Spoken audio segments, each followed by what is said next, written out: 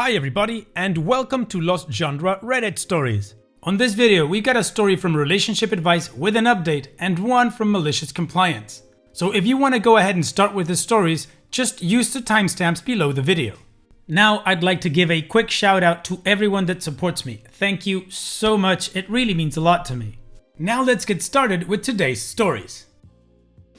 This post is from the subreddit Relationship Advice and it's by user Throwaway Niece Police. Should I, 40 female, report my niece, 17 female, to the police? My parents are going away for Christmas, so before they did, they hosted an early Christmas party at their home, which my whole family went to, including me, my husband, and our 16-year-old daughter, Laura. My sister and her daughter Rachel were there too. She's a year older than Laura, and they don't get along. In fact, we try to avoid them as much as we can due to the amount of times that Rachel has upset and tormented Laura. Rachel is naturally very smart and is always top of her class, and is also very pretty. While I've always been happy for her and wished her the best, these things have constantly been used to excuse her. My sister even went as far as to accuse Laura of lying because she is jealous of Rachel's looks and talents. Laura took up boxing last year and has progressed really well. She's going to compete at a higher level next year and her coach is extremely proud of her.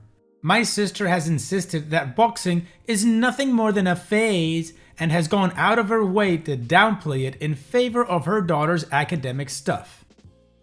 At my parents' place, Laura went to sort out some presents under the tree, and Rachel followed her.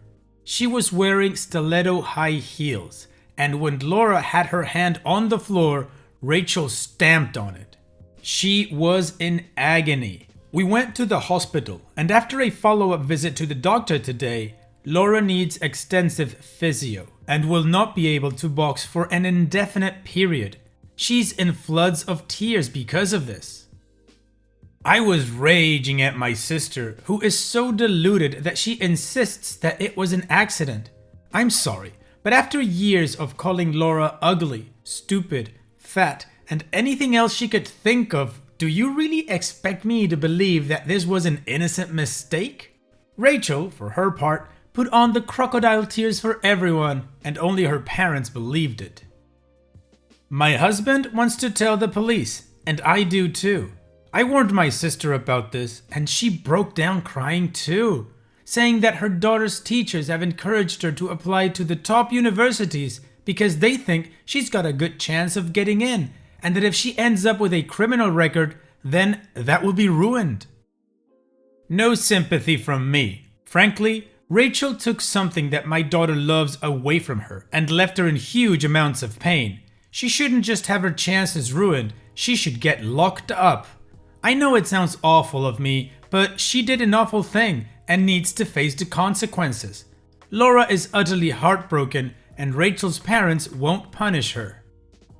OP, you've said it right now on your last sentence. No sympathy from you. You should report this to the police and Rachel should face consequences for what she did. If you witnessed or have proof that this was intentional, then your niece is a huge psycho that she just went out of her way to do that to your daughter's hand. For what? No reason at all apart from just being mean. So yeah, definitely press charges and pursue it as far as you can.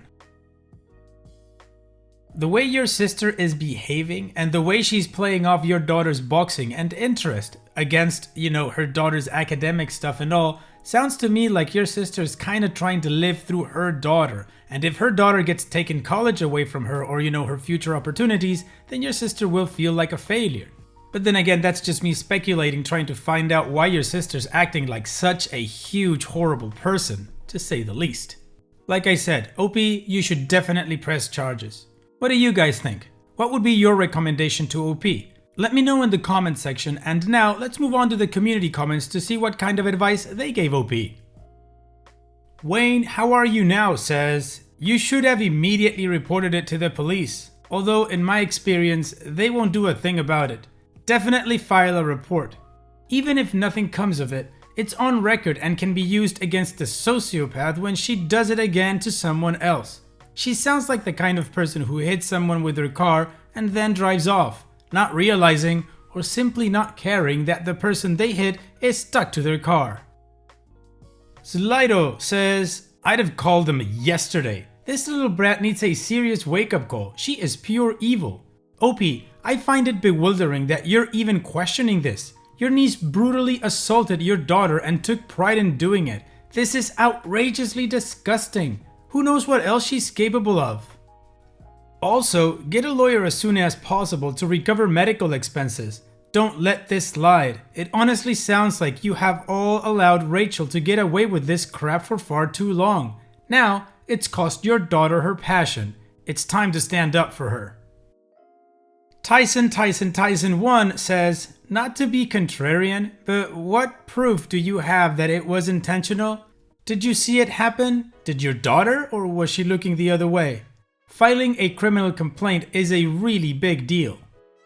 I'm not saying she didn't do it intentionally, and I'm not saying you shouldn't pursue this, but it's not something to do rashly, and from what you've posted, it sounds like the only reason you think it was intentional is because she had said some mean things about your daughter previously. Has she ever been physical with her? Well, it sounds like the majority of the community are with OP in her filing the police report and pursuing this as far as she can, which I agree with. But the last commenter does raise some really good points. So if OP has any proof or can get any proof that this was done intentionally, then she should definitely back the police report with that and maybe even pursue further legal action. In any case, we do have an update, so how about we continue with that and find out what happened.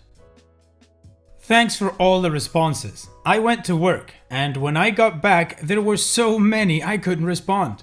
My husband went and asked the doctor for a detailed written description of the extent of the injury, which she was happy to provide. I don't think I made it very clear in the original post that the injury was incredibly severe. Laura will need extensive physiotherapy, and it's uncertain if she'll ever regain full use of her hand. And yes, I did see the stomp happen with my own eyes. My parents and a few of the other adults that were there all agreed to provide a statement. Laura and I went to the police station with the doctor's note and showed them that and the injury. With this, the police suspected that for an injury like that, it would take a deliberate amount of pressure for a stiletto heel to cause it.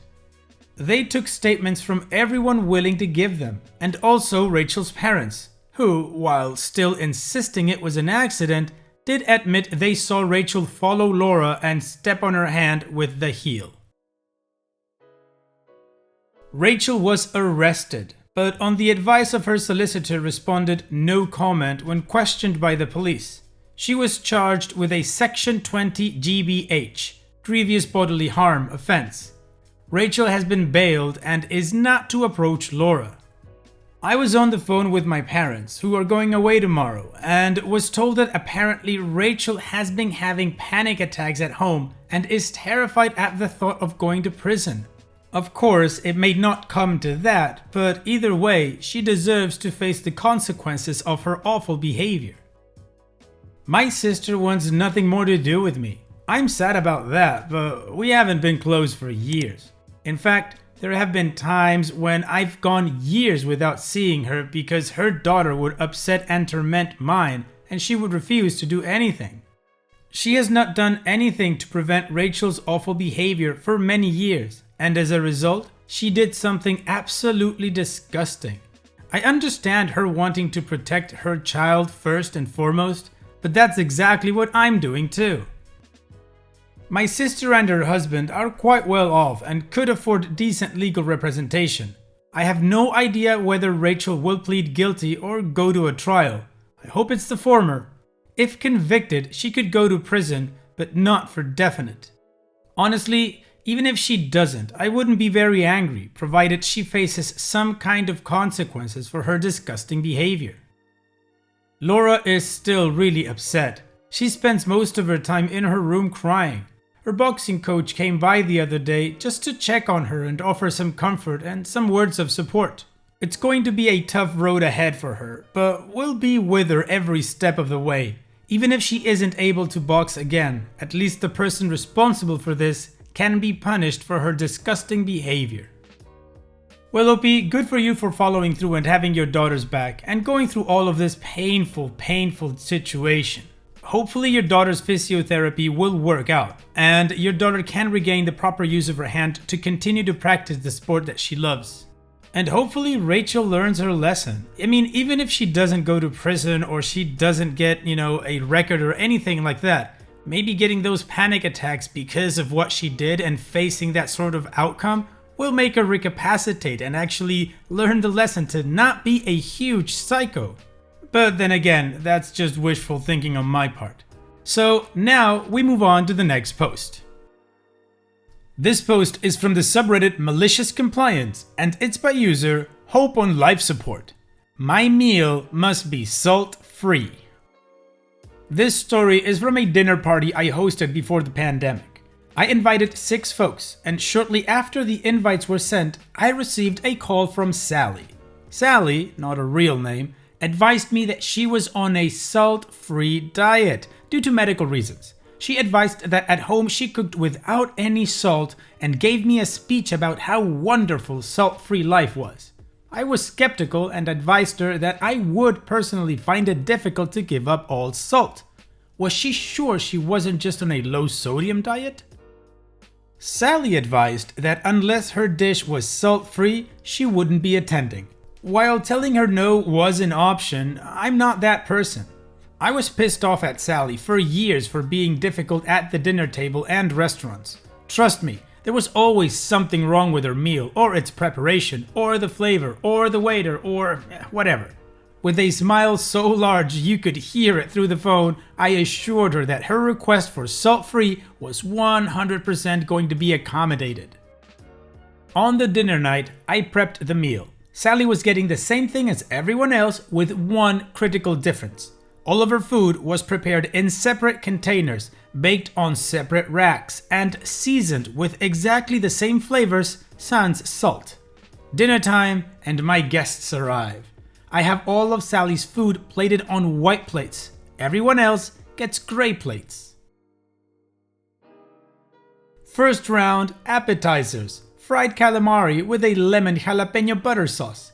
This dish typically has salt in both the batter and the sauce. As Sally couldn't have that, I battered her calamari in salt-free seasoning and flour. Her condiment looked exactly the same, but was made with unsalted butter and no added salt. I placed Sally's plate in front of her first, and she immediately states she asked for salt-free. I assured her that her dish is salt-free, and I made sure to cook hers separately and even used a different color plate to keep it straight. We all sit to talk and enjoy the squid. Sally takes a bite and makes a face. "Mine has no flavor," she exclaims. All of my other guests tell Sally it's divine, delicious, best they've had, etc. I smile at Sally and assure her that her dish was flavored exactly like everyone else. The only difference is that she received absolutely no salt. It's at this point that Sally has come to a moment of clarity. It's painfully obvious on her face. She realizes she can't complain about the lack of salt as she's already told the table about her salt-free life. She also can't claim it tastes terrible if everyone else is raving about the food. She literally looks like she was about to cry at the table. As my guests enjoy their dinner, Sally is slowly doing the toddler plays with her food munch and pushing her calamari around the plate. After a few moments, she reaches for the sauce that I made for everyone else. "Sally, be careful. The salt-free sauce is in the white bowl. That one has salt." She mumbles something about wanting to taste the difference before literally dumping the bowl on her calamari. She then exclaims how much better it tasted. You and I know that, of course, things taste better with salt. So this drama repeated itself over the main course of honey roasted salmon with pine nuts. I also am no heathen and had both salt and pepper on the table for my guests. I'm not going to judge you for needing more flavor. Here we go. Sally takes a bite of her fish and once again realizes that it has no salt. She reaches for the salt shaker and the conversation stops. Another guest asked Sally if she was okay with adding salt to her food. She says that she can occasionally have salt. She proceeds to shower her fish with salt sprinkles. I also baked some cookies for dessert. The dough uses a little salt. I made sure to whip up a separate batch of cookies wrapped to go for her. Salt-free, of course. When I handed her those cookies, the look of defeat that hit her face warmed my heart. Dinner is over, everyone is happy except for Sally. I called her the next week to make sure she was okay, as she's consumed sodium at my party. Sally told me her doctor has removed her sodium restrictions and she won't need that accommodation at future meals. On the phone, I congratulate her on her good health. When I hang up, I laugh until my sides hurt. Salt-free life apparently doesn't taste good when the salt is actually omitted. Note: to anyone on a low or no sodium diet for their health, I commend you. Sally, however, wasn't actually on this diet. This is evidenced by her shock at how salt-free food tasted. I confirmed with her husband that she's never stopped using salt at home. Her salt-free claims were a ploy for attention that backfired tastelessly. I want to be clear, never tamper with someone's food. This malicious compliance worked because no harm could come to Sally. Common question: why are we friends? Sally is married to one of my best friends. As my best friend has elected to stay married to her, I have tolerated her. I wouldn't call her a friend, but we are where we are. Oh, OP, there's not much to comment on this one except congratulations on a perfectly well executed malicious compliance. Hopefully Sally learned her lesson regarding apparently only salt. Because it does sound like Sally is the kind of person to continuously look for drama, attention-seeking things, this kind of stuff. Whatever. We're over Sally. And again, congrats OP. Awesome post. And it's that time that we've reached the end of the video. I hope you enjoyed today's stories. I certainly did reading them to you. So if you did, then go ahead and give the video a like. And don't forget to subscribe to the channel and become a member of our Discord community that just keeps growing and it is fantastic. And like I said in the beginning of the video, all of the relevant links are in the video description below, so be sure to check them out. And finally, I'd like to thank you all for taking the time to watch this video. It really does mean a lot to me that you guys enjoy this content, so thank you once again. And having said all that, I will see you guys in the next video.